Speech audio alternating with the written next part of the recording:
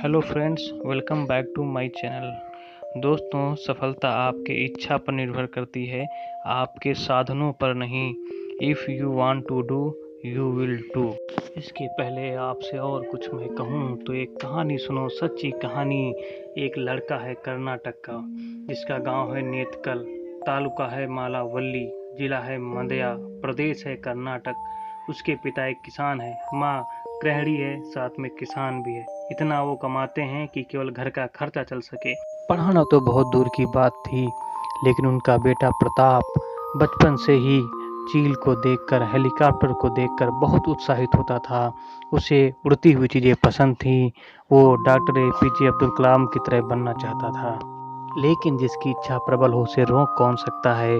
Pratap school के दौरान ही कूड़ा कबाड़ से सामान को इकट्ठा करते थे और रोबोट, ड्रोन, जहाज आदि बनाने की कोशिश किया करते थे।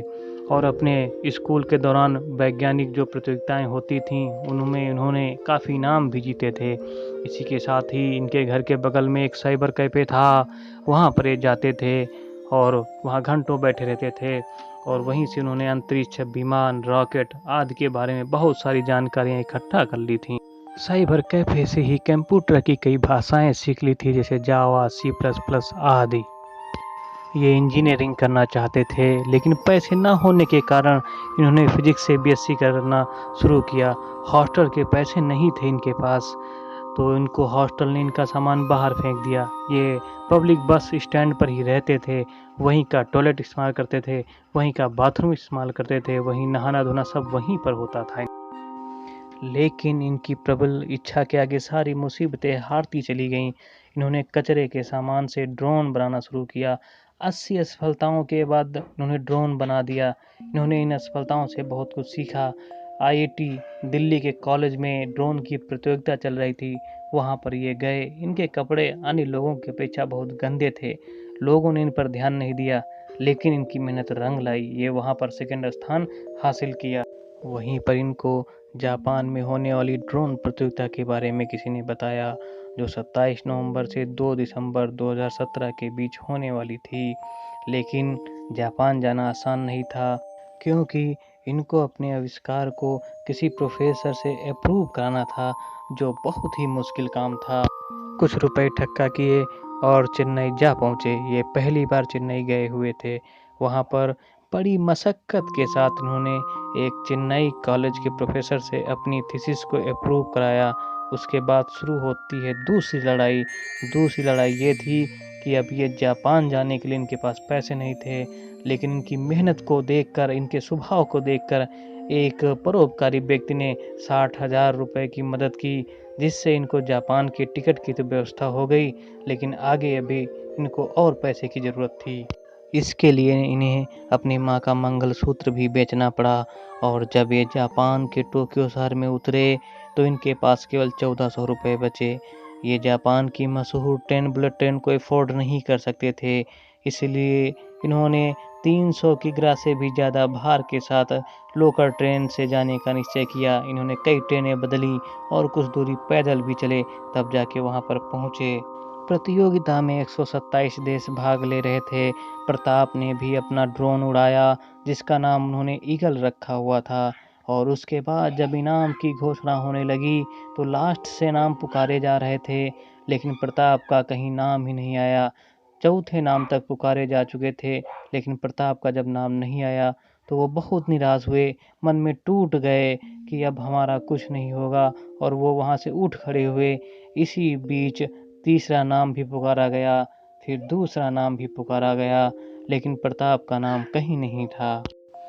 जैसे ही प्रताप वहाँ से चलते हैं, तभी पहले नाम की घोषणा होती है।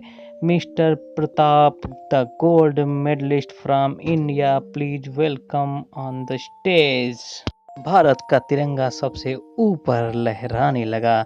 यह देखकर, अपना नाम पहले स्थान पर सुनकर हमारा भारतीय बेटा प्रताप कितना खुश हुआ होगा, इसकी खुशी हम अपने जुबान से बयां नहीं कर सकते दोस्तों, बयां नहीं कर सकते।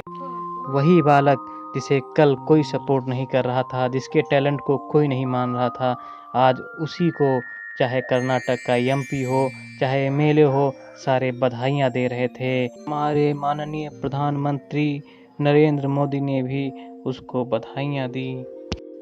2018 जर्मनी में प्रताप ने अल्बर्ट आइंस्टीन इनोवेशन अवार्ड भी जीता। आज दुनिया की बड़ी बड़ी सरकारें और कंपनियां उसको लाखों महीने में दे रही हैं, बंगला दे रही हैं, गाड़ी दे रही हैं और अपने वहाँ उसे बुला रही हैं, लेकिन वो एपीजे अब्दुल कलाम की तरह ही अपने मातृभूमि की सेवा करना चाहता है।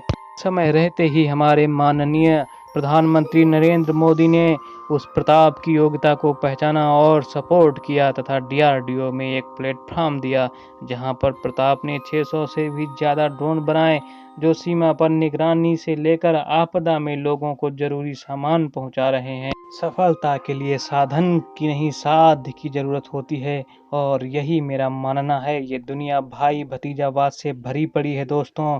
आपको अगर आगे निकलना है तो रास्ते तलाशो नहीं, रास्ते बनाओ, नहीं तो ये नेपोटिज्म आपकी योग्यता को दबा देगा। दोस्तों, तुम जो करना चाहते हो कर सकते हो। अपनी ताकत को पहचानो, अपनी इच्छा को मजबूत करो।